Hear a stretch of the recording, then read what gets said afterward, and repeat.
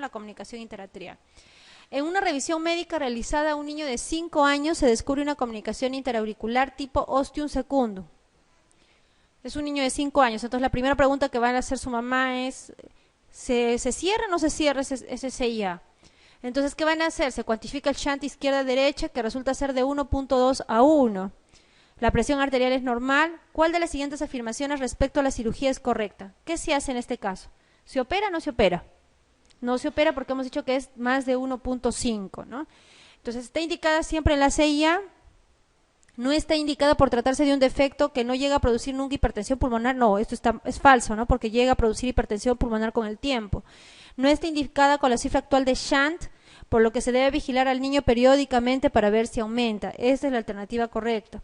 No está indicada mientras el shunt no sea de grado 3 a 1. No, la indicación se basa en el aumento notable de la presión de la arteria pulmonar. No.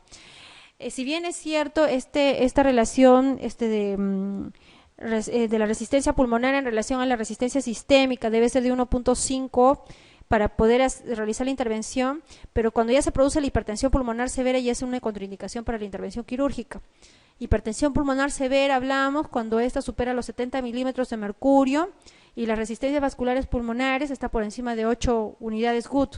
Entonces, por encima de esos valores, ya cualquier tipo de cardiopatía congénita cianótica ya no tiene posibilidad de intervención quirúrgica porque la mortalidad es alta. Muy bien, ¿cuál de las siguientes respuestas sobre la comunicación interauricular es correcta? A ver, ¿la comunicación interauricular más frecuente es el defecto de tipo ostium primum? No, la más frecuente es ostium secundum. ¿Un eje de la onda de la P desviada a la izquierda es frecuente en el defecto de tipo ostium primum? No, el desvío del eje no es de la onda P, sino es del complejo QRS con un hemiloqueo anterior izquierdo, ¿no? En el electrocardiograma se detecta típicamente hipertrofia ventricular izquierda por la sobrecarga de volumen. No, como es un shunt de izquierda a derecha, va a haber sobrecarga de volumen en las cavidades derechas. ¿El desdoblamiento fijo del primer tono es típico? No, es desdoblamiento fijo del segundo tono. Y la radiografía de tórax muestra signos de plétora pulmonar, esa es la correcta, ¿no? Muy bien.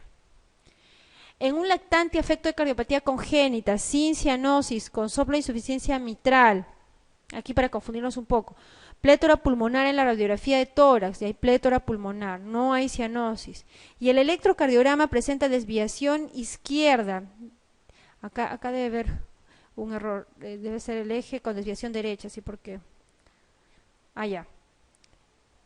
Aquí hay algunos errores en la presentación de la pregunta, ¿ya?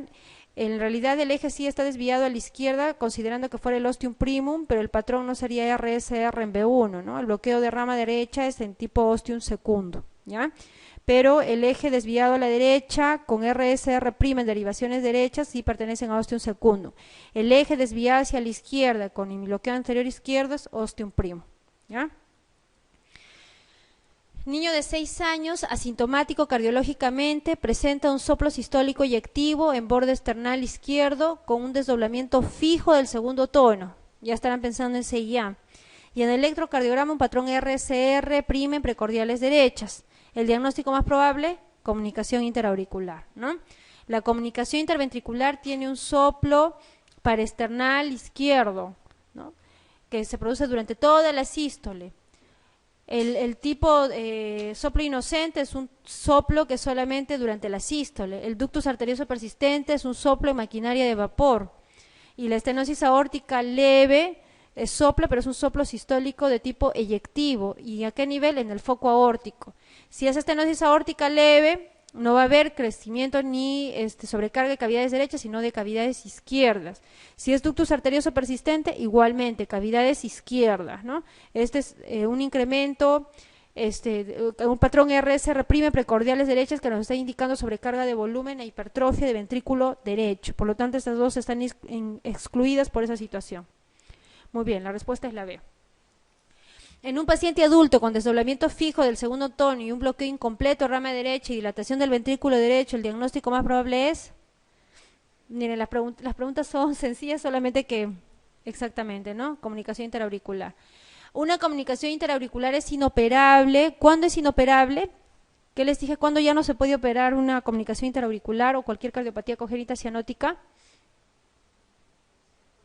Dos criterios: hipertensión pulmonar, muy bien, hipertensión pulmonar severa, o sea que supere a a la sistémica, la hipertensión o a la presión arterial sistémica. Y la otra condición, ¿cómo debe ser la resistencia vascular pulmonar? Por encima de 8 unidades Good, ¿ya? Esas dos son condiciones. Hipertensión pulmonar, es decir, más de 70 milímetros de mercurio a nivel que supere la presión arterial sistémica, y en segundo lugar, por encima, la resistencia vascular pulmonar debe ser mayor a 8 unidades Good y que no retornen con vasodilatadores, ¿no? Con las diferentes pruebas. Muy bien, la E.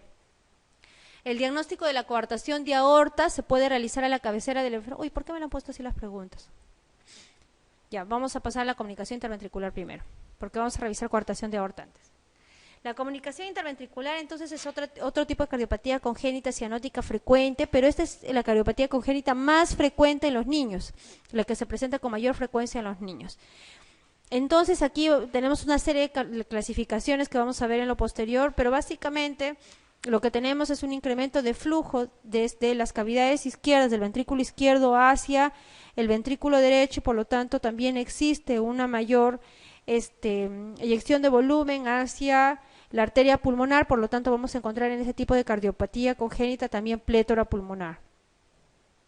Muy bien, entonces lo que evidenciamos aquí es que la relación del gasto pulmonar va a ser superior al gasto sistémico, porque del ventrículo izquierdo va a haber un incremento de volumen hacia el ventrículo derecho, por lo tanto va a existir un incremento de volumen hacia la arteria pulmonar, existe una mayor plétora pulmonar y va a haber una mayor cantidad de volumen que se dirige hacia la aurícula izquierda, luego hacia el ventrículo izquierdo, y del ventrículo izquierdo se reparte entre el ventrículo derecho y la aorta, ¿no? Entonces, esta es una cardiopatía congénita más frecuente al nacimiento, 30%, y en el adulto ya solo representa el 10%, porque como son pacientes que ingresan rápidamente, pueden ingresar en falla cardíaca, se detecta de manera más oportuna y se toman las medidas correctivas de manera pronta, ¿no?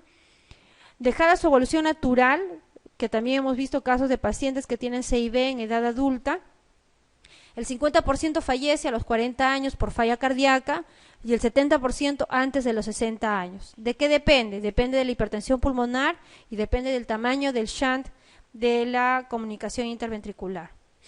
Muy bien, entonces vamos a tener 4 tipos, 4 clasificaciones. El más frecuente y el que está subrayado y es con rojo es el perimembranoso. Ese es el tipo más frecuente.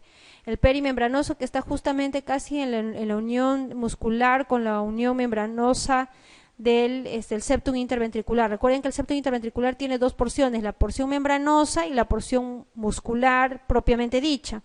Entonces, en la porción perimembranosa es la zona más frecuente de la comunicación interventricular. Tenemos las subarteriales, o sea, las que se encuentran por el septum, pero debajo de la arteria de la aorta, y la que se encuentra por debajo de la arteria de la pulmonar. Tenemos los medios posteriores, los que van un poco más hacia atrás, llamémoslo así, cerca a las zonas de la válvula tricúspide, y las musculares, que las musculares van a ser las apicales. Esta clasificación de la comunicación interventricular es un tanto compleja, porque aquí hablamos hasta de mecanismos de cierre. Por ejemplo, aquellas que son las medio posteriores, que son las que están más próximas hacia la válvula tricúspide, tienen un mecanismo de cierre producida por la propia válvula tricúspide, es decir, que la válvula tricúspide trata de cerrar ese shunt que se produce en el septum interventricular. O tenemos el mecanismo de cierre, por ejemplo, en los subarteriales, cuando está más próxima a la aorta, el mecanismo de cierre lo produce la aorta. Si está más hacia la pulmonar, el mecanismo de cierre lo produce la arteria pulmonar. En realidad la clasificación es bien compleja, pero lo que tiene que quedar bien en claro es que aquí el tipo más frecuente es la perimembranosa, en primer lugar, que las musculares se encuentran en la zona apical, que las subarteriales pueden ser de tipo subarterial aórtico o subarterial pulmonar, y los medio posteriores que van a tener un mecanismo de cierre por la válvula tricúspide, porque son las que se encuentran un poquito más atrás, dirigidas hacia el ventrículo derecho. ¿Ya? Muy bien. El cortocircuito de izquierda-derecha depende del tamaño del defecto y las resistencias vasculares pulmonares, y desde el punto de vista hemodinámico la severidad puede ser, vamos a dividirlo en 3, de acuerdo a la severidad: pequeña, moderada y grande. Y miren, la clasificación de la severidad está dada por el QPQS, por eso es importante que sepan lo que es el QPQS. Pequeña, cuando el QPQS es por debajo de 1.4, por lo tanto no va a haber sobrecarga al ventrículo izquierdo ni tampoco hipertensión pulmonar. Ese tipo de comunicación interventricular pequeña se conoce como Royer, ¿no? ¿Qué se hace en este tipo de pequeños? Nada. Se mantiene se observa, se vigila. En la moderada, en la que tiene un QPQS entre 1.4 y 2.2 con sobrecarga ya del ventrículo izquierdo, hipertensión pulmonar, obviamente que hay que actuar y hay que hacer el cierre. Y cuando es grande, con un QPQS de mayor de 2.2, hay gran sobrecarga del ventrículo izquierdo e hipertensión pulmonar y por lo tanto existe ya signos de falla cardíaca izquierda. Muy bien. Entonces, en la evolución natural de una CIB, ¿qué puede pasar? Detectamos una comunicación interventricular en un niño. Puede existir un cierre espontáneo entre un 25-40%, por eso es que se puede vigilar a los niños que tienen un CIB pequeño, o sea, de severidad pequeña. Puede existir una disminución del tamaño, sobre todo cuando son a nivel muscular. Puede existir o asociarse una estenosis infundibular pulmonar por los mecanismos de cierre que les mencionaba. Puede haber una insuficiencia aórtica, es decir, un subarterial, una estenosis subaórtica, dependiendo de la ubicación de la comunicación interventricular, va a ser la evolución natural de este tipo de cardiopatía congénita cianótica. Pero de la más frecuente, que es la perimembranosa, por lo general suele existir una disminución del tamaño y con un cierre espontáneo cuando son pequeños, ¿ya? Ahora, cuando ya esta cardiopatía evoluciona y incrementa demasiado el flujo pulmonar, se produce una hipertensión arterial pulmonar fija. Y eso es lo que se conoce como síndrome de Eisenmenger, ¿no? A la ocultación que vamos a encontrar es un soplo holosistólico parasternal derecho en mesocardio.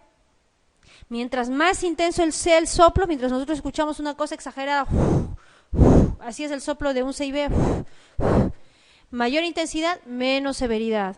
Menor intensidad, probablemente esa comunicación interventricular sea más severa. En el electrocardiograma, miren, a diferencia de la comunicación interauricular, vamos a encontrar hipertrofia del ventrículo izquierdo. Y en la radiografía tórax vamos a encontrar cardiomegalia con hiperflujo pulmonar. El ecocardiograma es la herramienta que nos permite el diagnóstico.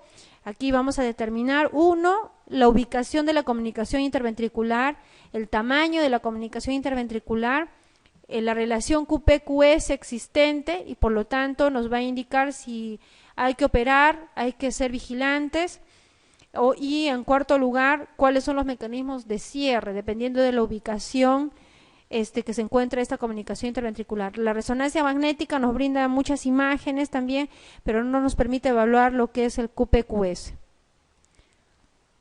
Bueno, este es un recién nacido con una comunicación interventricular grande.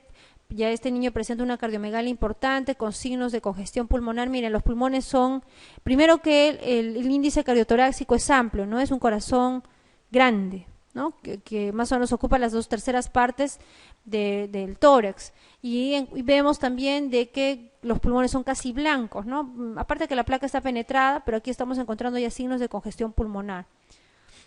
Acá tenemos una comunicación interventricular un poco más pequeña, pero con un gran hiperflujo pulmonar. Miren aquí la zona de la arteria pulmonar que está rectificada con signos de plétora pulmonar. Aquí una radiografía de tórax también de una comunicación interventricular, con un corazón no muy grande, pero con la silueta del ventrículo izquierdo que pierde la punta, la zona apical y los signos de plétora pulmonar. En el electrocardiograma, ¿qué vamos a encontrar? Dos cardiopatías congénitas que son muy frecuentes, que se presentan hipertrofia ventricular izquierda, CIB y coartación de aorta. Eso acuérdense, porque son siempre preguntas de examen, ¿no? La coartación de aorta también presenta signos electrocardiográficos de hipertrofia ventrículo izquierdo, al igual que la comunicación interventricular, ¿no? Y la comunicación interauricular, ¿cómo era? Sobrecarga de cavidades derechas, ¿no? Con bloqueo incompleto de rama derecha.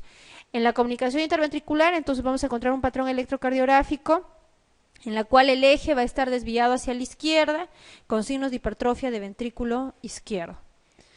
Cuando ya se produce el síndrome de Eisenmenger, es decir, ya se produce la hipertensión pulmonar, entonces el patrón electrocardiográfico cambia, ¿no? Ahí va a predominar lo que va a ser cavidades derechas con crecimiento inclusive de aurícula y ventrículo derecho. Muy bien, aquí más placas radiográficas. Sí. Ya, esa es una buena pregunta. En lo que es la comunicación interauricular vemos que el shunt que va de izquierda a derecha, pero va de cámaras izquierdas que tienen menor presión, o sea, de una aurícula izquierda que tiene una menor presión que un ventrículo izquierdo, ¿no? Entonces, por lo tanto, la sangre va hacia la aurícula derecha, de la aurícula derecha se va a dirigir hacia el ventrículo derecho y va a salir por la arteria pulmonar. Por lo tanto, ahí va a haber mayor volumen y mayor crecimiento, hipertrofia de cavidades derechas. Mientras que en la comunicación interventricular tenemos que el ventrículo izquierdo es una cámara donde es una cámara de mayor presión, ¿no? Entonces, dependiendo de la zona de la ubicación, sobre todo como es la zona de ubicación, la zona perimembranosa, que es una zona muy próxima que está hacia el nivel de la aorta, lo que hace es enviar la sangre hacia las cavidades derechas, hacia el ventrículo derecho. El ventrículo derecho, es cierto, lo envía hacia la pulmonar, pero parte de esta, por lo que está ubicada muy próxima hacia la aorta, regresa por las cavidades izquierdas. Y eso hace de que retorne un mayor volumen hacia el ventrículo izquierdo y por lo tanto se hipertrofie el ventrículo izquierdo. Esa es la gran diferencia que se produce con la comunicación interauricular. Pero recuerden que en ambas cardiopatías, finalmente, cuando evoluciona con la severidad, ambas pueden presentar hipertensión pulmonar.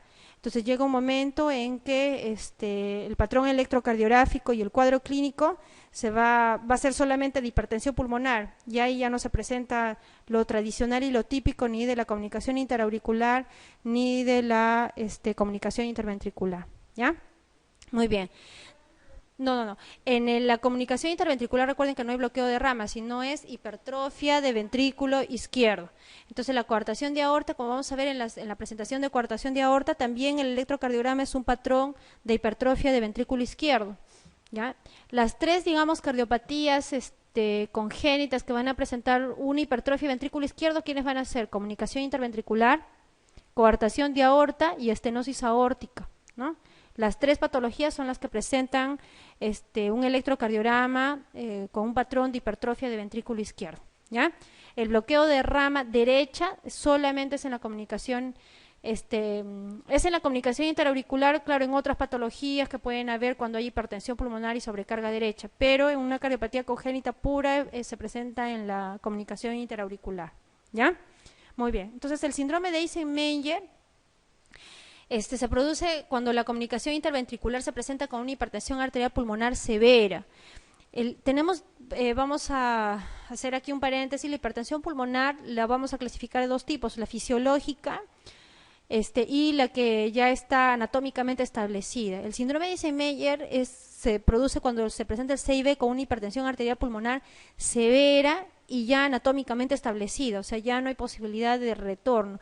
Cuando es fisiológica, con medicamentos que produzcan la disminución de la resistencia vascular pulmonar, puede disminuir esa hipertensión pulmonar severa, pero cuando ya está establecida anatómicamente ya no hay forma de retorno. Entonces, eso es el síndrome de Eisenmenger, una comunicación interventricular con una hipertensión arterial pulmonar severa. Esa es Por lo tanto, aquí el shunt que se producía de izquierda a derecha ya se invierte, el shunt se convierte de derecha a izquierda, ¿no?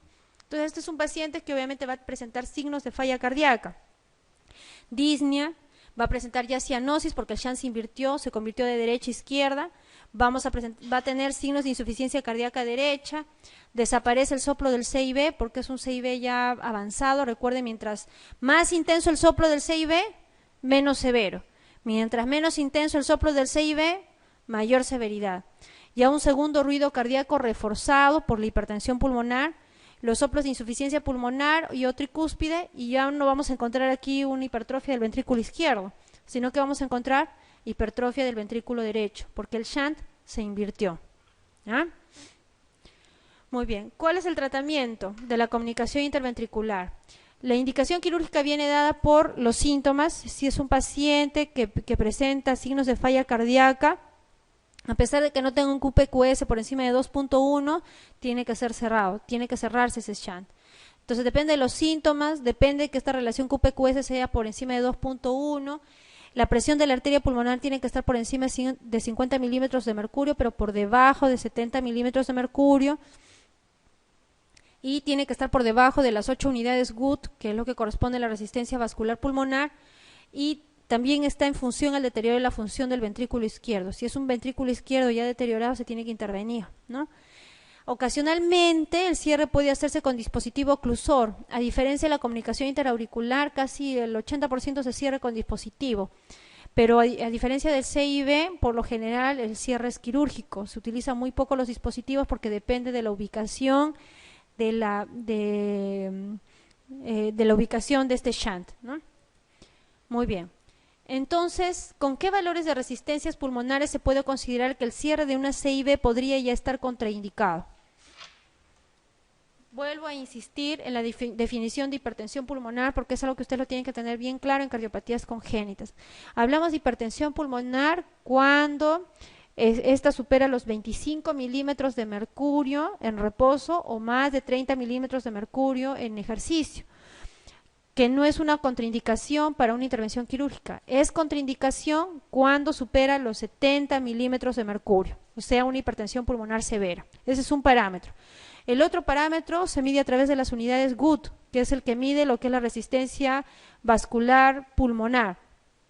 Las unidades Gut, hablamos de incremento de resistencia vascular pulmonar cuando esto es por encima de 2.5 unidades Gut. Cuando va por encima de 8 unidades Gut, ya hablamos de una hipertensión pulmonar severa. Y si esta no responde a vasodilatadores con esos valores, ya es una contraindicación existente para la intervención o para considerar el cierre de una comunicación interventricular. ¿Ya? Ese concepto tiene que quedar bien claro, por favor. Entonces, aquí la alternativa es la B, ¿no? Por encima de 8 unidades Gut que no responden a tratamiento vasodilatador. No solamente tiene que ser las 8 unidades, sino que realmente no tiene que haber una respuesta al tratamiento vasodilatador. Muy bien. ¿Cuál es el defecto más frecuente que induce una comunicación interventricular? ¿Qué hemos dicho? El perimembranoso, ¿ya? Miren, la clasificación, los CIB, hay como, sin exagerar, unas 10 clasificaciones de CIB, dependiendo del autor, dependiendo cómo querramos dividirlo.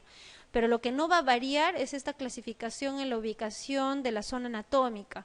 Entonces, por más de que aquí le encuentren hasta palabras raras, olvídense, el defecto más frecuente es el septo perimembranoso. ¿Ya?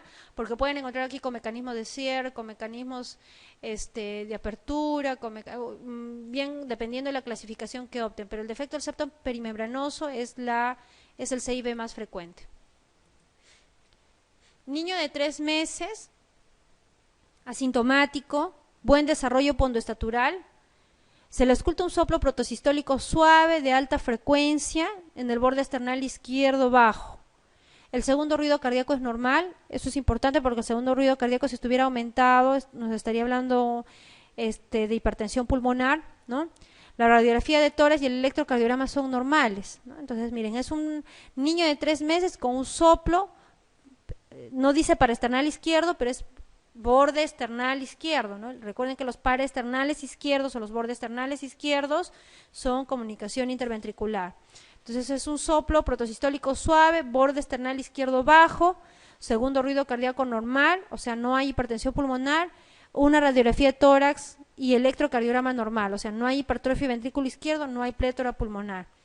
El diagnóstico y la evolución más probables son que sea una comunicación interauricular pequeña y de cierre espontáneo. A ver, doctorito, usted que está comiendo tan rico su manzana, ¿por qué no es una comunicación interauricular?